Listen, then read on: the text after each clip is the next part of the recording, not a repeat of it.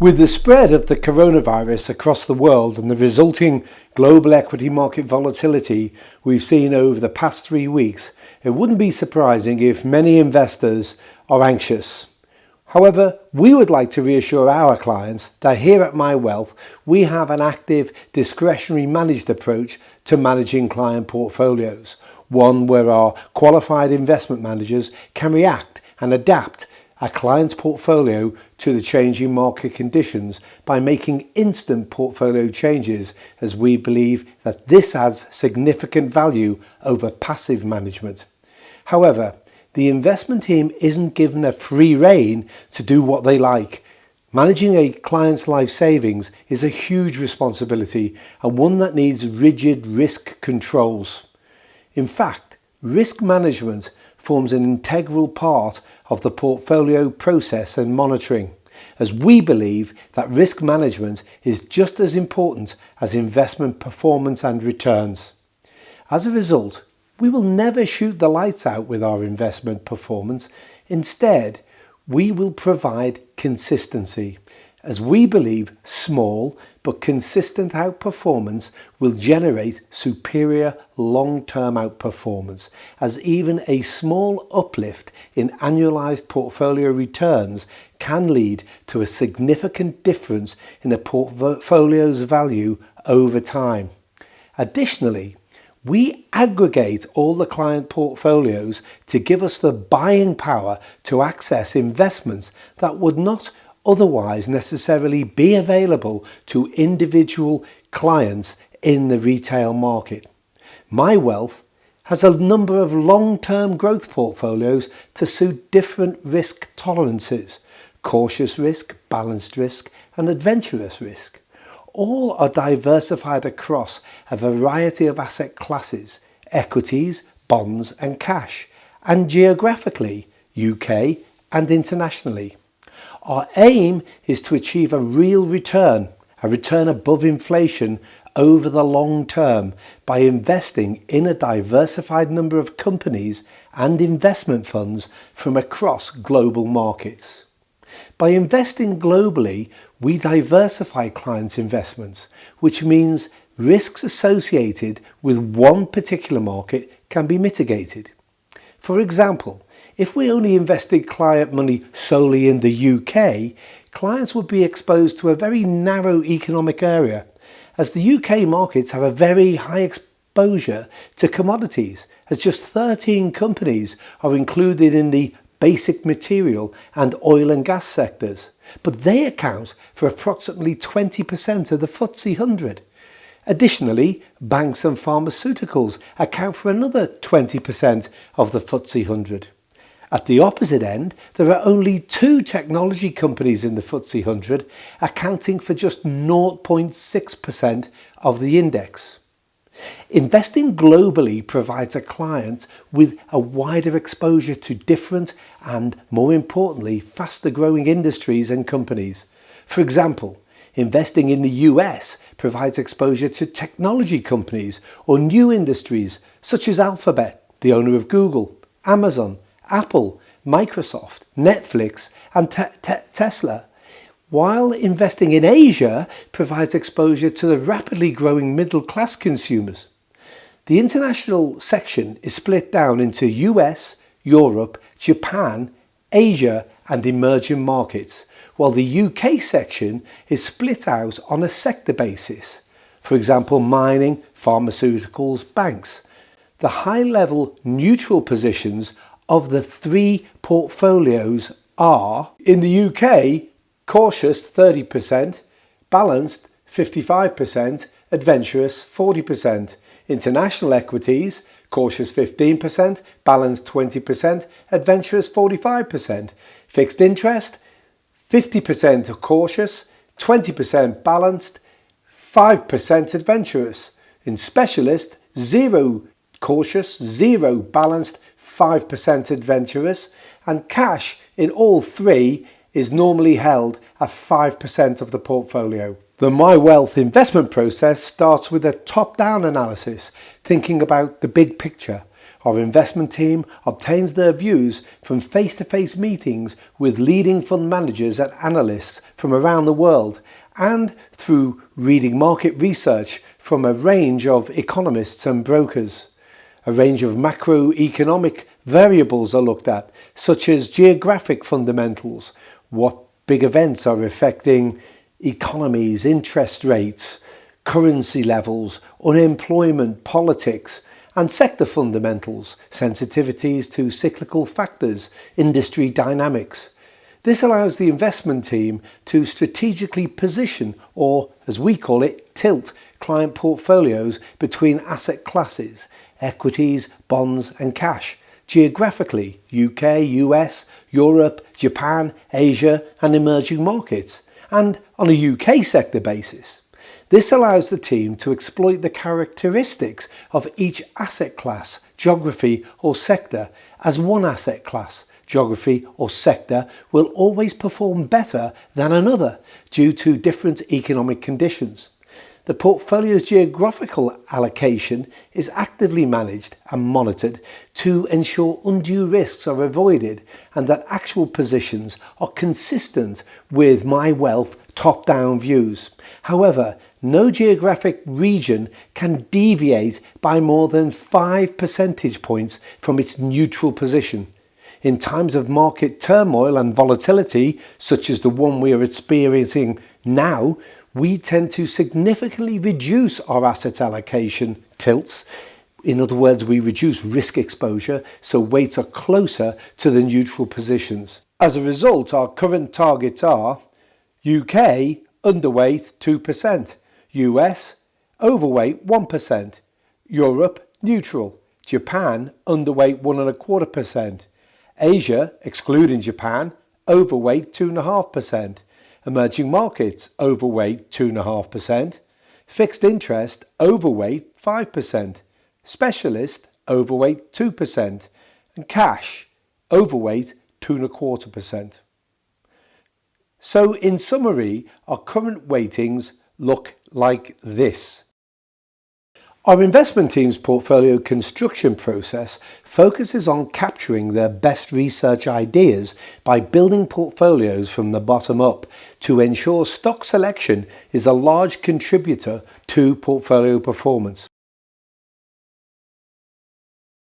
While we appreciate that the coronavirus is dominating the news headlines, and we fully understand and appreciate that the current equity market volatility is unpleasant and unnerving, it is very important to maintain a long-term perspective and resist the urge to the ebb and flow of daily noise and headlines.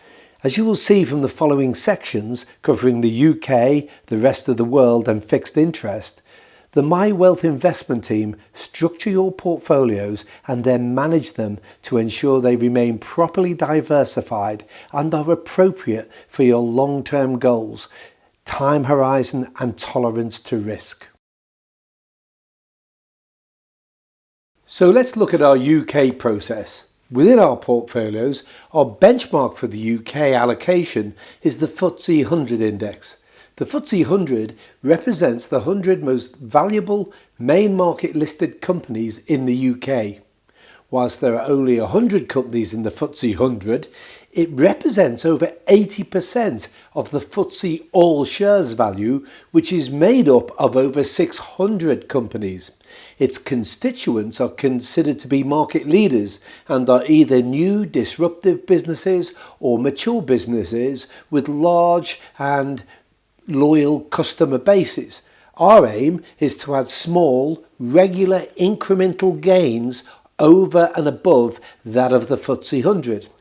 In order to do so, we take small relative risks, which means we buy shares in companies and sectors in proportion to their weight in the FTSE 100. However, in order to limit the relative risk and to help remove emotion and biases, we limit our relative exposures to plus or minus 2% of a company's weight in the FTSE 100 and our sector exposures to plus or minus 1%. By limiting our relative exposure, we will always have at least some exposure to the largest companies and sectors in the UK equity market. This serves to protect returns, as even the most understood companies can change, both positively and negatively, overnight. A large acquisition, resource or technology discovery, regulatory breach or global event can change the fortunes of companies very quickly.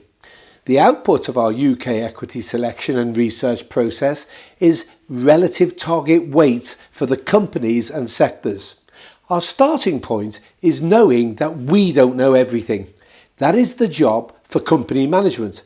Companies are hugely complex, and whilst the financial statements give us an insight into how they are performing, they give limited insight as to how each individual segment of the company is performing. That's why our starting point for research is institutional analysts, brokers. On average, each company in the FTSE 100 is covered by around 20 brokers. These brokers are sector specialists. They focus their research on fewer companies, all in similar sectors. By focusing on fewer companies, they're able to conduct much deeper research. For example, in addition to regular contact with the company management, who guide them on their financial models, they will also meet with suppliers and customers, travel to end markets, and often commission independent expert research. Taking in all this knowledge, brokers aim to produce financial forecasts. These forecasts are then uploaded to data platforms such as Bloomberg, which is where we take advantage. We download the consensus forecasts from over 1,000 brokers for various financial metrics, for example, revenue, earnings or debt, and place them into Wealth at Work's proprietary model called BEST, Broker Estimates. BEST enables us to aggregate lots of historic and forecast data to make better informed but ultimately unbiased decisions and avoid falling in love with bad companies. Using BEST, we are able to aggregate data to produce sector and FTSE 100 financial forecasts. Knowing the FTSE 100's forecast, we are able to deduce if a particular sector is expected to perform better or worse over the forecast period. Equally, we can do the same at companies versus the FTSE 100 and the sector peers. We also aim to spot when consensus is changing, as this often provides the best opportunities to buy or sell shares. Like most things in life, BEST is not perfect and is only as good as the data which is in it. Often, brokers are slow to upgrade their forecasts for fear of standing out from their peers and getting it wrong. Or, as more recently has been the case, the outlook changes so sudden and drastically it becomes impossible to quantify. This is why we don't solely rely on BEST and also conduct our own research, enabling us to make more informed decisions by overlaying the quantitative and unbiased research that BEST provides us with our own qualitative research. We therefore also regularly meet with company management and read company accounts, announcements and related news. In addition, we follow and interpret economic and industry data. Finally, we're also fortunate enough to meet with other fund managers, as we also invest in UK equities via funds, and this gives us the opportunity to question their stock selection and investment thesis. Whilst we aim to invest in companies for the long term, we are acutely aware that the fortunes change, and so with a combination of quantitative and qualitative research, we aim to eliminate complacency and actively manage our portfolio of UK equities, responding quickly when things change and continually striving to add value. However, we also invest on an international basis. In the global marketplace of the 21st century, it's essential to have the ability to invest in many shares of many companies, in many sectors, in many geographies. To achieve this, We do not invest directly in shares in companies listed on overseas stock markets, but rather through investment funds that come in different forms, known variously as unit trusts, OEICs and ETFs, exchange traded funds. All are a collection of company shares in different markets run by specialists in each of those various areas. The immense number of funds, unit trusts, OEICs and ETFs available to the UK market is now over 7,000 in total, split almost equally between onshore and offshore funds, makes the selection process difficult. Our investment team use an in-house multi-manager research tool we refer to as MMR. MMR allows the team to compare funds with their peer group over a range of time periods in a consistent manner. MMR allows the team to find funds that can perform in all market conditions, bull and bear, and that have historically performed consistently. They will look for small but consistent outperformance, as even small regular outperformance can lead to a significant long-term outperformance. Consequently, they can quickly narrow down this immense universe to a much smaller, more manageable universe worthy of greater analysis. We then deploy a rigorous process of qualitative assessment through face-to-face interviews with fund managers. The investment team will look at the fund manager's experience and their backup support teams. What happens if the fund manager leaves? Assess the sustainability of the performance of their fund. Has it been achieved through skill or sheer luck? And is it consistent or random?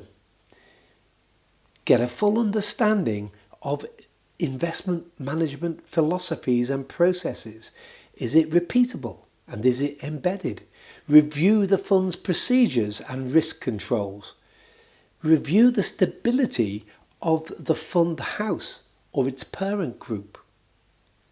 In addition, through regular interviews, the investment team look at how each fund is positioned in terms of their actual and relative compositions and check and, if necessary, challenge what the fund manager has been telling them during their regular face-to-face interviews, as their views on the market should be consistent with their fund positions.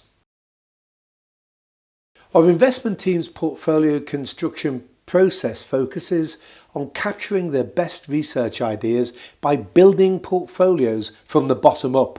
Stock selection is a large contributor to portfolio performance.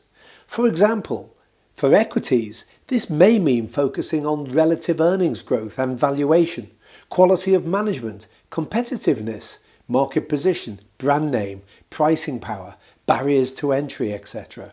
So portfolio construction is the combination of the best ideas from our investment team's research process coupled with clearly defined risk profiles and parameters. For funds, this will involve the investment team looking at how each fund is positioned in terms of their actual and relative compositions for each geographic region and blending funds together. This ensures that client portfolios are fully diversified. It is pointless diversifying clients' money by investing in a selection of different funds if all those funds are all positioned in the same underlying stocks and the same sectors. We believe equities are important to grow portfolios over time, and we complement our equity exposure using fixed income funds to diversify our portfolios and dampen the volatility of the portfolios. We primarily use investment-grade corporate bond funds as we believe they offer the best combination to sit alongside our equity exposure. They offer a higher return over the medium term than government debt and have lower correlation to equities than high-yield bond funds. While corporate bond funds did not escape the recent investment market declines, they did not fall nearly as much as equity markets. the falls were typically less than half those seen in equity indices.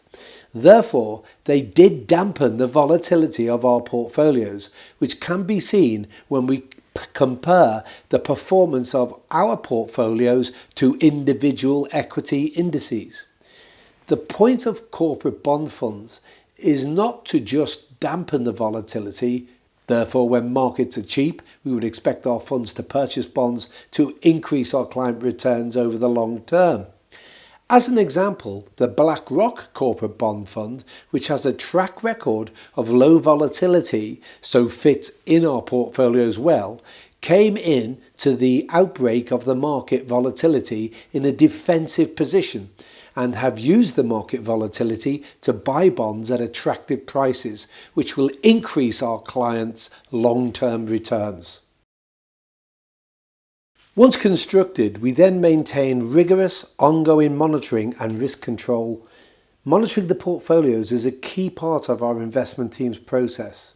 For example, the extensive access to fund managers allows the investment team to recognise at a very early stage whether any of the funds held in client portfolios are starting to perform in an unexpected or volatile manner, implying a potential change of strategy, process, manager or team, which hasn't been communicated to them. The investment team are quick to investigate catalysts for this change and will, if necessary, sell the fund. Risk is measured at an asset class, geography, sector and stock level using full attribution and risk analysis using real-time market data feeds from Bloomberg. All our portfolios have clearly defined risk profiles and parameters for overweighting or underweighting relative to the strategic asset allocation and sector or stock benchmark weights. Our portfolios are constructed using the fundamental principles of investment, which are universal and timeless. Consistency is key. Superior long-term outperformance can be generated through small but consistent outperformance. Even a small uplift in annualized portfolio returns can lead to a significant difference in a portfolio's value over time. We have an institutional approach to private client portfolios. Through our buying power, we can access investments that would not otherwise be ordinarily available to the individual private client in the retail market. Good asset allocation, sector selection and stock selection can add significant value, making active management preferable to passive management. Both a top-down and bottom-up approach to portfolio constituents are appropriate, and therefore our investment decisions consider both. Research-driven primary research is conducted through extensive fund manager and company meetings. However, there is no need to reinvent the wheel for the sake of it. So where appropriate, we use secondary analysis. Secondary analysis allows us to pool the resources of large numbers of primary analysts to obtain individual stock, sector and market consensus data. Risk management is just as important as investment performance and returns. We have a risk-controlled, disciplined approach. Risk management forms an integral part of the portfolio process and monitoring. And we do it day in and day out on your behalf.